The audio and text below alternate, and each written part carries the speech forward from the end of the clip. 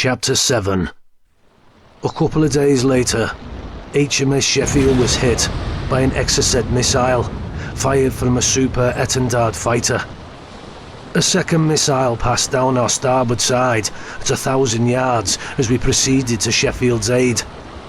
The Arrow was also sent to help. We tried to put out the fire, but it was too intense. A lot of unspent rocket fuel from the missile ignited. We took 6 survivors off. 20 were killed approximately, 30 injured. While we were given assistance, torpedoes were fired from a submarine in the area. We came out of that unscathed.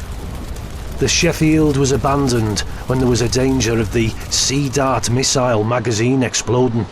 It didn't go up, and she was left adrift.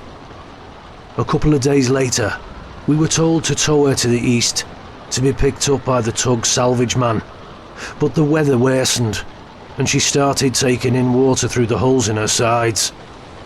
She went onto her side and we cut the tow line. Before all of this, South Georgia was recaptured. The Argentinians claimed that HMS Exeter was sunk. She was in Belize at the time of the claim. They also claimed the fighting went on for over a week in South Georgia. It was 2 days, 1 day for Great Viken and a further day for another settlement on the other side of South Georgia. The United Nations, led by Secretary General Perez de Cuellar, offered to find a solution, originally not wanted by Thatcher, but later accepted. Argentinians are insisting on sovereignty. Britain want the Argentinians off the island as called for in the UN Charter Resolution 502. Talks are going ahead. The total exclusion zone was imposed on the 30th of April 1982.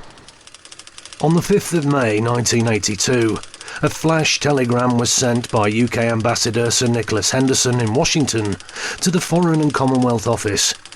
This followed the concealed snubbing of the Peruvian peace plan, the sinking of ARA Belgrano, and the Exocet strike upon HMS Sheffield.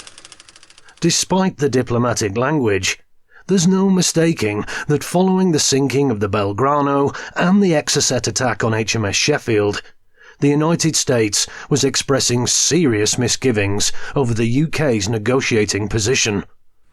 Monday, 10th of May, in the total exclusion zone.